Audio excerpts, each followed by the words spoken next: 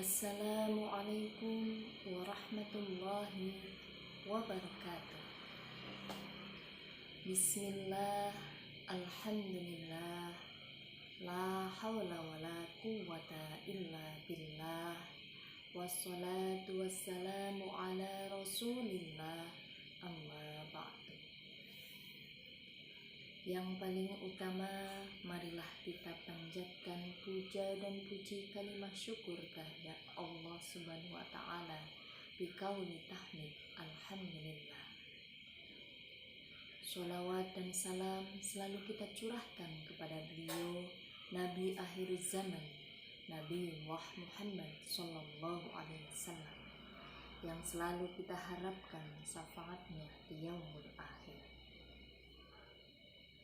Kaum muslimin rahimakumullah. Pada kesempatan kali ini izinkanlah saya untuk menyampaikan sedikit kultum dengan tema amalan yang ringan berat ditimbangan.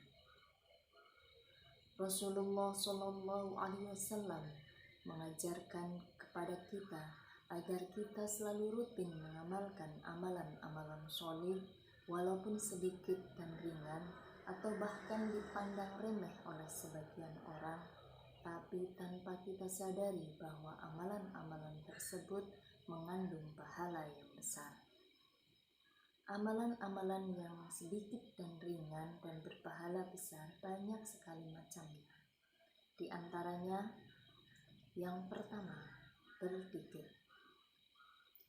Zikir adalah cara untuk mengingat Allah dan memuji Allah, serta meningkatkan iman dan takwa kita terhadap Allah Subhanahu wa Ta'ala. Kalimat-kalimat zikir banyak sekali macamnya yang sangat disukai oleh Allah. Subhanallah wa bihamdi, subhanallahil azim. Maha suci Allah dan segala puji bagi Allah, maha suci Allah yang maha agung. Dari Abu Hurairah radhiyallahu anhu berkata, Rasulullah Shallallahu Alaihi Wasallam bersabda, dua kalimat yang ringan di lisan namun berat di timbangan dan disukai oleh Ar-Rahman, yaitu Subhanallah wa bihamdi, subhanallahil azim. Hadis riwayat Bukhari. Yang kedua, mengikuti muazzin di dalam azan. Adzan adalah panggilan untuk melaksanakan sholat yang dibacakan oleh seorang muazzin. Adzan merupakan cara untuk mengingatkan umat Islam agar melaksanakan sholat dan segera mempersiapkan diri untuk beribadah. Dari Abdullah bin Amr bin As meriwayatkan bahwa Nabi Muhammad SAW bersabda,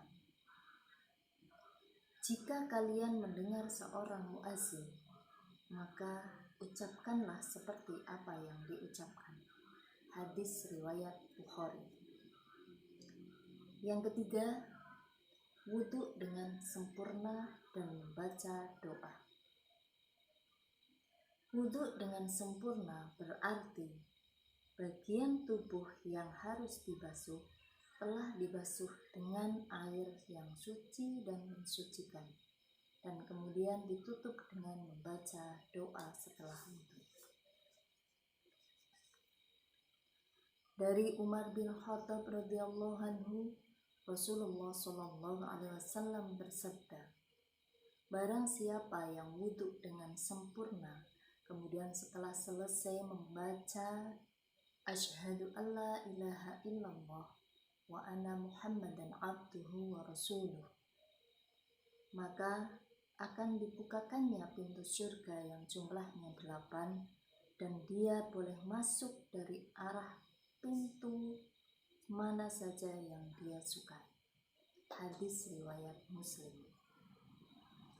Yang keempat, membaca ayat kursi setiap selesai sholat dan ketika hendak tidur.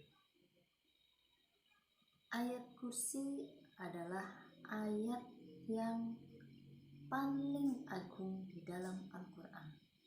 Tepatnya ada di dalam surat Al-Baqarah ayat 255. Ayat kursi juga sebagai pelindung bagi diri kita dari kejahatan dan kesalahan. Dari Ubay bin Ka'ab radhiyallahu anhu, Rasulullah sallallahu alaihi wasallam bersabda, ayat kursi adalah ayat yang paling agung di dalam Al-Quran. Jika seseorang membacanya, maka Allah akan mengampuni dosa-dosanya. Hadis riwayat Tirmidzi. Dari Abu Hurairah radhiyallahu anhu berkata, Rasulullah sallallahu alaihi wasallam bersabda, jika seseorang membaca ayat kursi ketika berbaring di tempat tidurnya, Allah akan mengutuskan malaikat untuk menjaganya hingga pagi hari. Hadis riwayat Bukhari. Yang kelima, 2 rakaat sebelum sholat subuh. 2 rakaat sebelum sholat subuh disebut qobliyah subuh atau sholat sunnah 2 rakaat sebelum melaksanakan sholat subuh.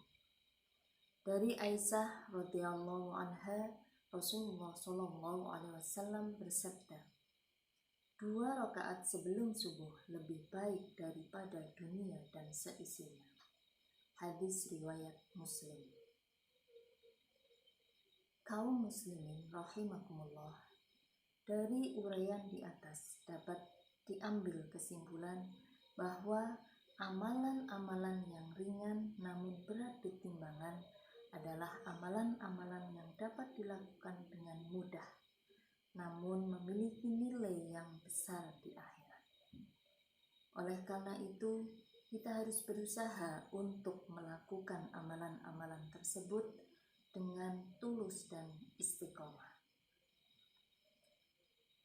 Demikianlah yang dapat saya sampaikan. Semoga bermanfaat. Jika ada yang baik itu datang dari Allah, jika ada yang buruk itu datang dari diri saya pribadi. Mohon maaf apabila ada kekurangan. Wabillahi taufiq wal hidayah. Wassalamualaikum warahmatullahi wabarakatuh.